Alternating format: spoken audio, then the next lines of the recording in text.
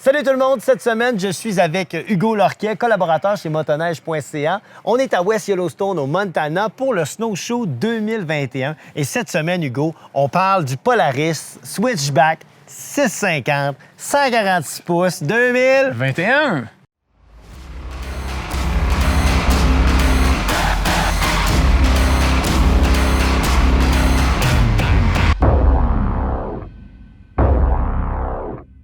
Cette chronique vous est présentée par le groupe Content, les huiles Hypertech et 509.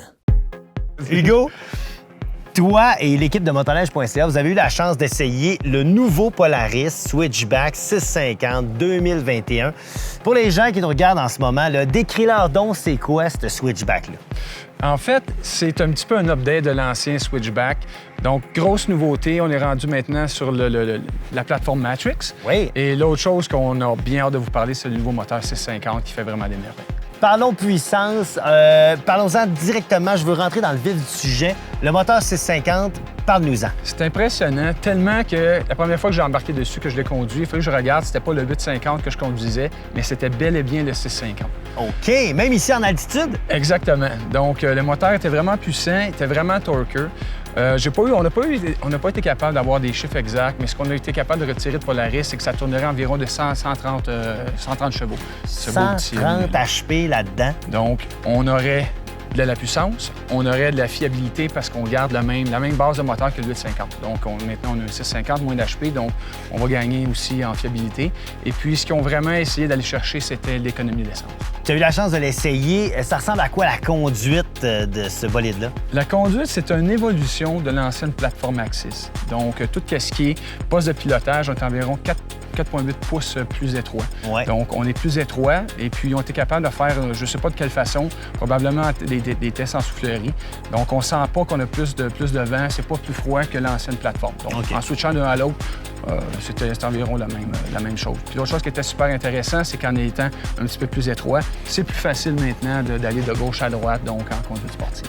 Les gens qui aiment ça, faire du sentier, c'est une machine pour eux, ça? C'est des machines. En fait, c'est un 146 pouces. C'est une machine qui va vraiment bien en sentier, puis on peut faire aussi du hors-sentier très bien. Ah ouais? OK. C'est quoi le ratio selon toi? Tu dirais quoi? 50-50? Je vous dirais, c'est peut-être vraiment un 50-50. Sur piste, ça va vraiment bien. Il y a des modèles qui sont un petit peu plus hors piste que quand tu tombes en sentier, que c'est plus difficile. Tu te bats avec la machine. Le devant vient plonger, donc on sent pas ça avec cette machine-là. Le devant est bien planté. Donc, OK. Et là, bon, il n'y a pas de machines qui sont parfaites.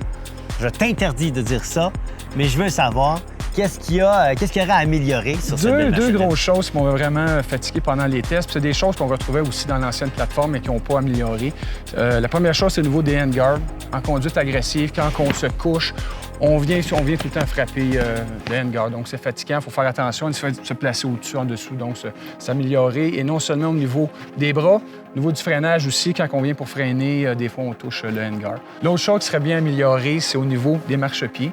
En dessous, pour les bottes, c'est parfait. C'est surtout au niveau quand on se penche, au niveau du dessus de la botte, on dirait que le renfort ou l'appui de la botte n'est pas aussi... devrait être plus agressif, selon moi. Donc, quand on est vraiment agressif, on dirait que la botte veut sortir plus facilement que d'autres modèles. Hugo, qu'est-ce qui t'a le plus impressionné de ce véhicule-là? Écoute, c'est pas compliqué, c'est vraiment le moteur. Le moteur, ça va être un bon compromis entre un moteur qui va être économique, qui va être fiable, et vraiment un moteur qui va être hyper puissant. Donc, le moteur, c'est vraiment Tout thumbs up pour le moteur? Oui, monsieur. Et qu'est-ce que les consommateurs devraient savoir avant d'acheter le Switchback? Une bonne machine 50-50 qui va vraiment bien au niveau du sentier, comme un petit peu l'autre plateforme, Axis. Donc, ça a gardé les bons côtés de ce modèle-là. Comme je vous disais, il n'y a pas grand-chose à améliorer, de petites choses au niveau des handguards, au niveau des marchepieds qui seraient améliorées. Sinon, c'est une bonne machine, c'est dans mes tops. Ça serait dans mes coups de cœur 2021. Hugo, un gros merci pour ton review, c'est très apprécié. Et pour les gens qui veulent avoir plus d'informations, tu vas faire un article sur motoneige.ca. Bon, ben allez lire son article complet pour tous les détails. Sinon, directement sur le site du fabricant. Et Hugo Lorquet, je vous dis, C'est Max. merci. Dans la tempête.